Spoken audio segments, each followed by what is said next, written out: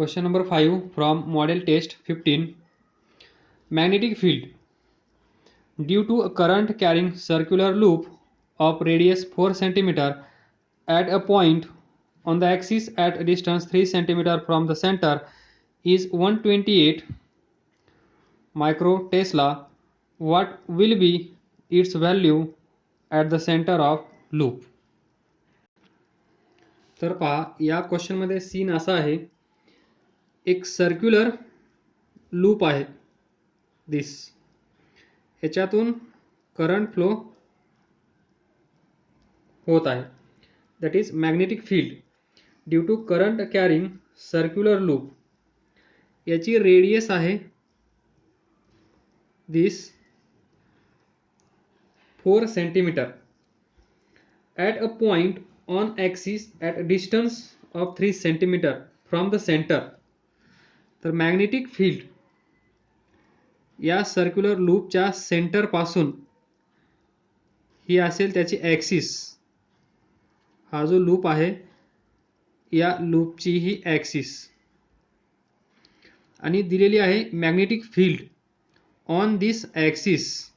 तर पहा, कन्सिडर करा, ती असेल इथे 128 मायक्रोटेस्ला,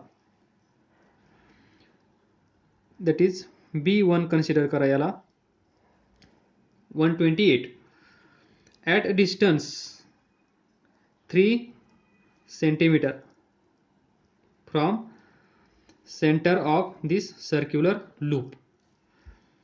तर विचारलं आहे what will be its value at centre of loop.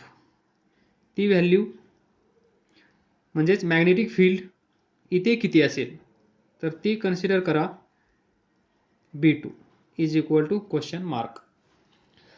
तर तुम्हाला माहीत असेल, ज्यावेळेस या सर्क्युलर लूपमधून करंट फ्लो होईल त्यावेळेस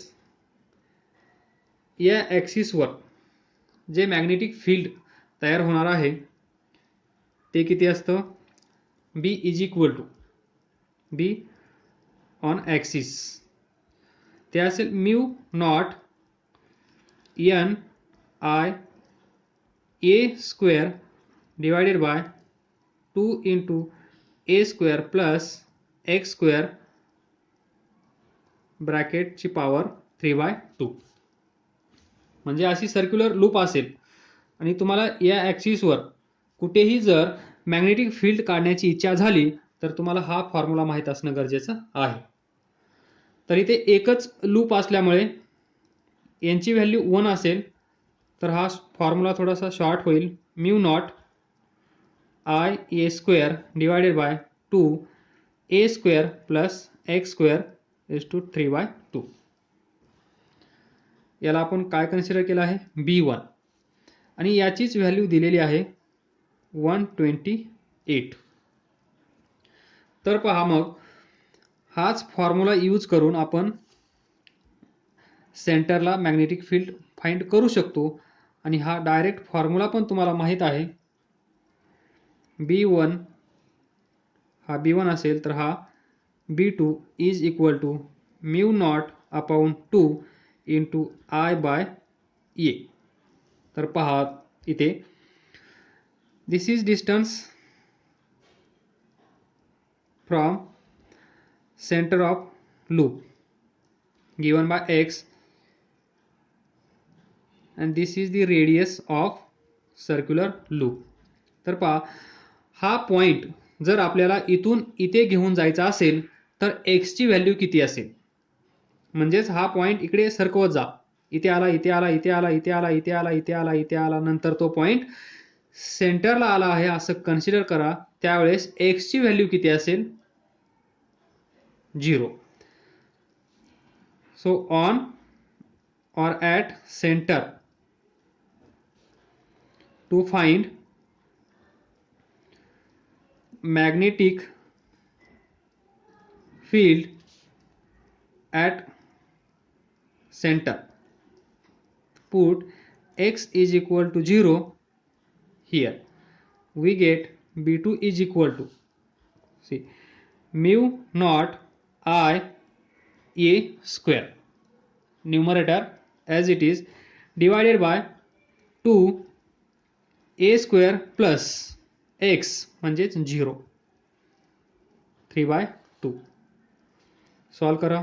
mu naught a² divided by 2 पहा इथे हा 0 गायब होईल.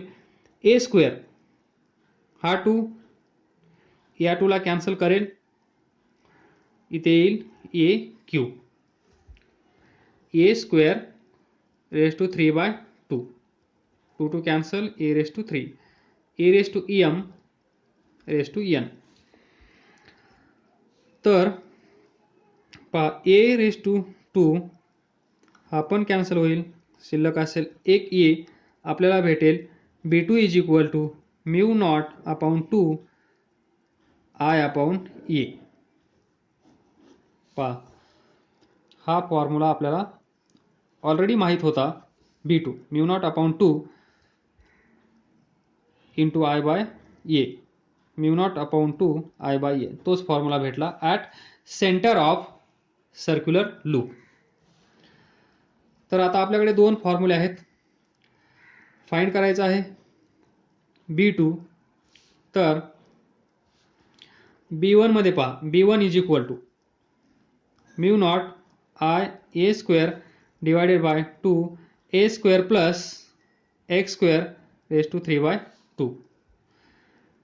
तर याच्यामध्ये mu naught upon 2 I by a आहे का नाही ते पहा. म्यू आहे, I पण आहे, 2 पण आहे, a डिनॉमिनेटरला नाही आहे तो आपण घेऊया.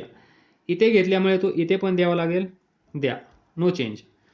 तर म्यू नॉट I अपॉन हा 2 आणि हा a वेगळा ब्रॅकेटमध्ये घ्या. राहिलेलं सर्व या ब्रॅकेटमध्ये घ्या. काय असेल a³ अपॉन a² x² त्याची पॉवर 3/2.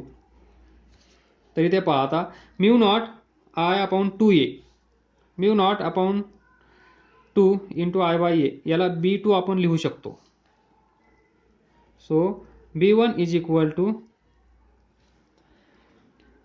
b2 ब्रॅकेटमध्ये असेल a³ upon a² plus x² 3/2.